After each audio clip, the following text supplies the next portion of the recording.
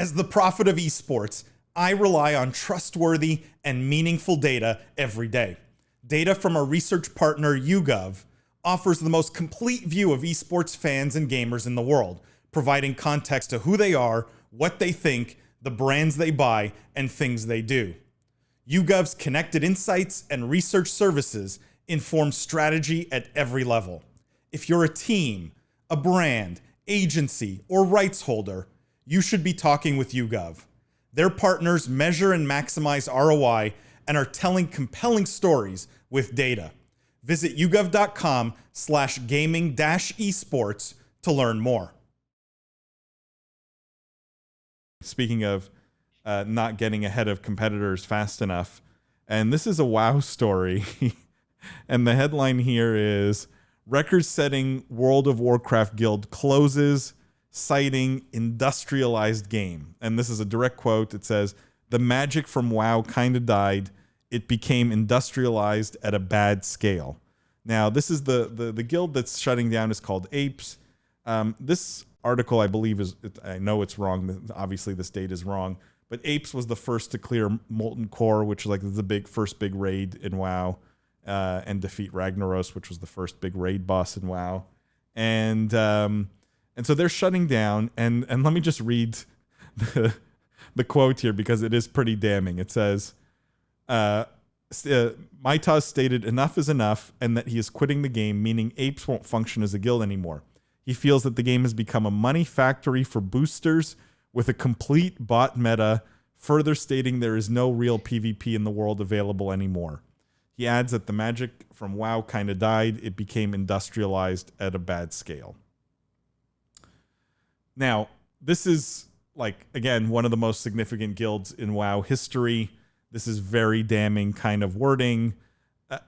I've said it multiple times. I think WoW is dead. They just don't realize it yet. New World, just to be clear, I heard numbers as big as over 5 million people have bought the game or pre-ordered the game. Did you all also see that Final Fantasy was the most popular MMO streamed of the past month as well? So is anyone feeling like, wow, this may be the end finally? And from a business standpoint, do you think there's anyone at Activision Blizzard at this point? Like, does this change anything over there in terms of like, hey guys, like, should we be worried? Like, will maybe some people stop playing? I don't know. Where are you guys on this? I mean, hopefully it is. I'm sure. I think they've probably, they have revitalized the WoW brand a lot. Like, just from a numbers perspective, I think the WoW brand has done better in the past year or so than it had the 2 or 3 years before that. Like, WoW Classic really revitalized the brand, and I know they have a bunch of initiatives on the mobile side that they're going to follow the same playbook they followed with Call of Duty Mobile. And I don't know whether that will be successful. You would be much better than I at evaluating that, Paul. I'm sure you're going to definitely not be bullish on WoW Mobile. But having said that, people also said about Call of Duty Mobile, I'm more bullish on WoW Mobile than Call of Duty Mobile, just to be clear. Well, Call of Duty Mobile has generated over $1 billion, so that would be, then I'd be pretty bullish on WoW, right? Like, meaning if you can make an MMO and Genshin sort of proved this, right? Genshin Impact has a huge mobile component. It's because a lot of WoWs, a lot of MMOs, there's stuff that is just like that you could do while you're doing other things, right? Like chopping down a tree doesn't require your full attention, like sitting in front of your computer. If you're doing something else and you can do that on your mobile phone, that I get. But the question is, does WoW recover from this at all when you have people leaving the game, you have big guilds leaving, a lot of players sort of unhappy, competitors coming in again? And maybe the better question is there anything that saves WoW at this point? If you all agree that maybe WoW's in trouble. I think a big mobile launch could be hugely impactful, bluntly, right? Because I think, as Jeff said, like, it's proven track record that you get new users when you go to mobile. Paul, you've often said it's the greatest game ever made. If you get the greatest game ever made on mobile, there's probably 2 billion new customers who are ready to discover that in the world, right?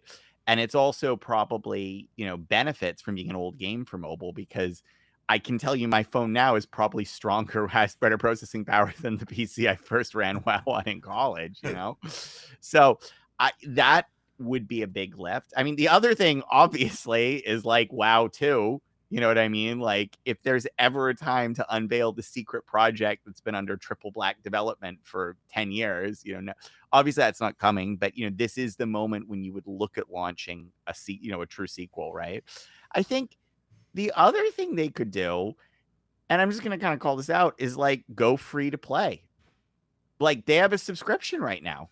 Like, I'm sorry, but they're on an old business model, old business model. It may make a lot of these things worse, though, William, right? Like, if you believe what Apes is saying here, right? Like, it's all bots now, and it's like, if you go free to play, I don't care. I mean, there's something, but you're asking what could they do that would address a declining player base.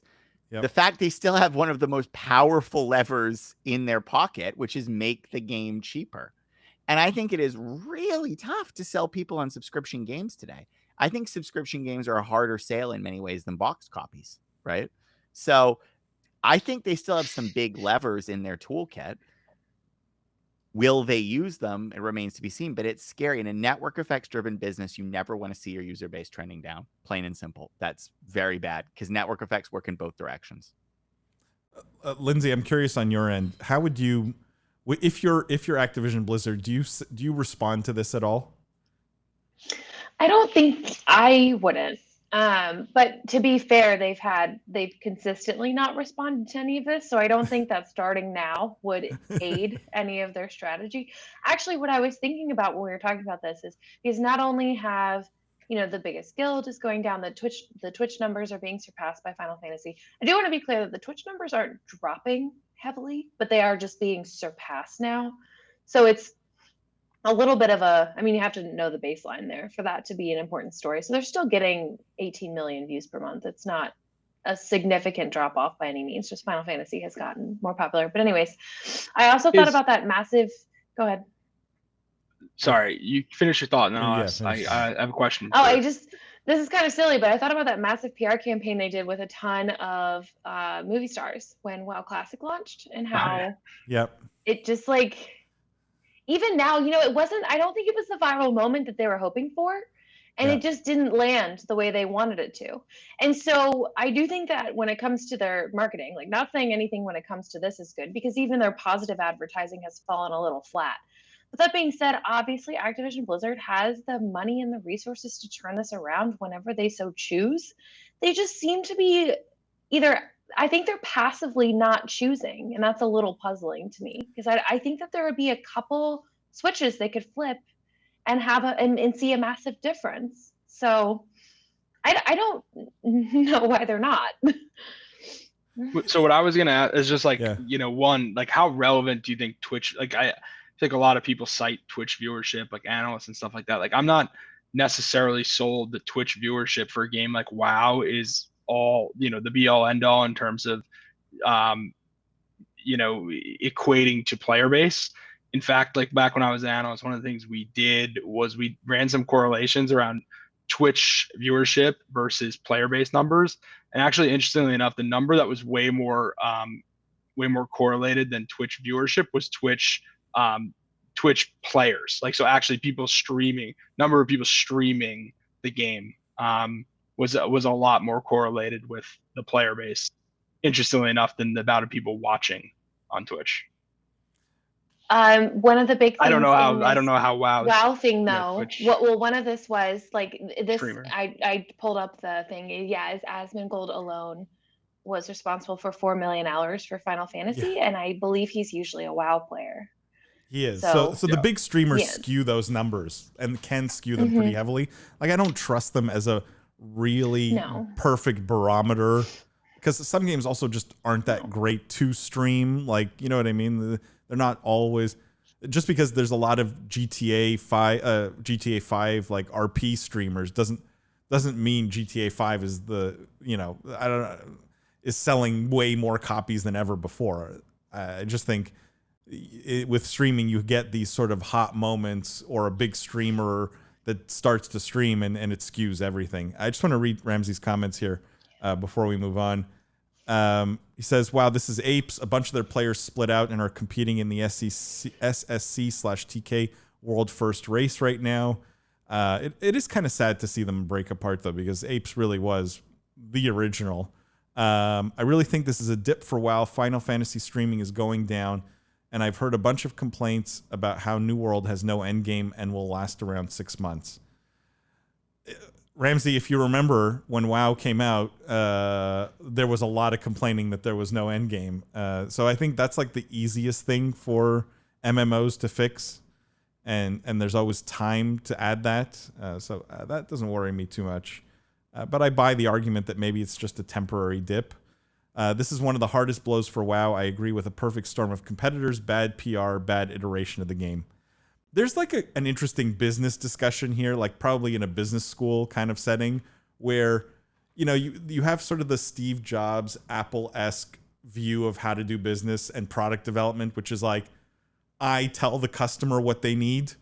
And so I don't listen to the customer. I don't care about the features they ask for. Like, I design a product and I've decided this is what the customer wants and needs. And the way Apes talks about Activision Blizzard here, they say they do not listen to the player base. They constantly make mistakes and they're always wrong with their decisions, right?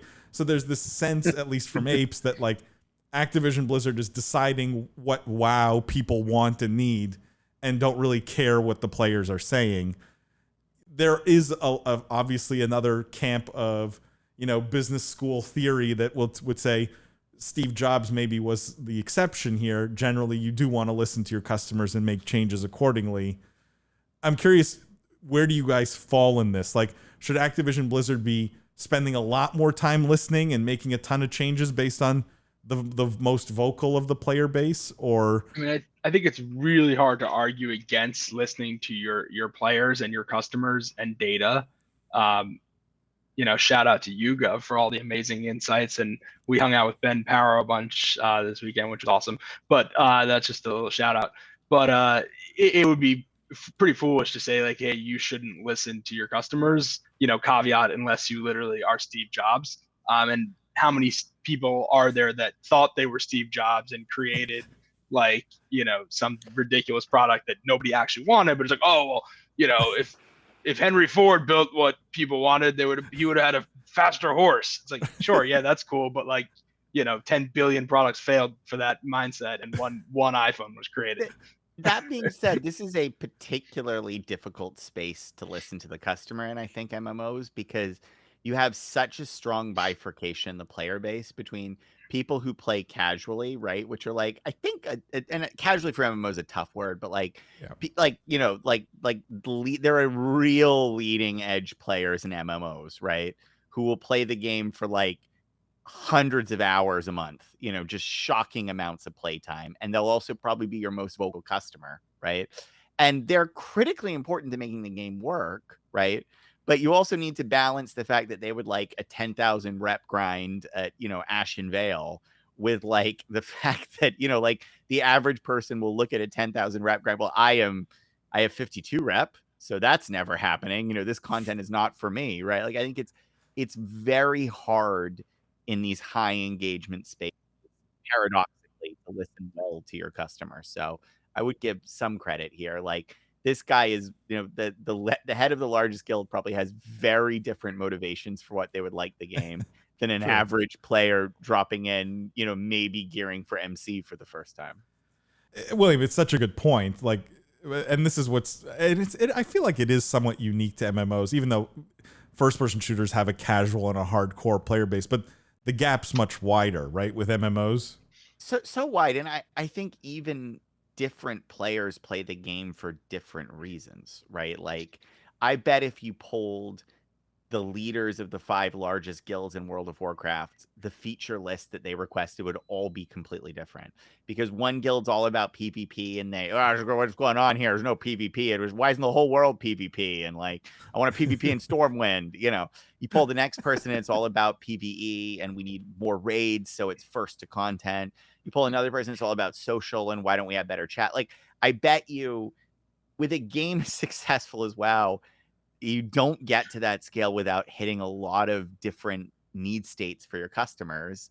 And unfortunately, that makes it even harder to deal with here. Like the challenge is this is really WoW at its best is really lightning in a bottle. I don't even think even the greatest developers truly know why it all worked out the way it is. Like, was it the Super Mario reference in Stranglethorn Vale? I remember that. I loved that. Does anybody else? You know, like who knows what resonated for different people. And I think it's such, and in part, there's parts of the world people don't see for the average players. I still never really spent any time in Scholomance, you know? Like, so I'm just saying, like, you know, it's a very challenging space because your customer is so diverse and there's so many different need states hit by the game. I agree. Let me just read Ramsey's last comment here. They're starting to listen to the players, albeit slowly, with their newest patch addressing a lot of the player complaints. Let's see if it continues at a better pace. Ramsey, I think to William's point though, like they're going to listen to some and it may make some happy, but it may not make the rest happy, right? So at some point, I don't know if they'll be able to make everyone happy in the way they hope.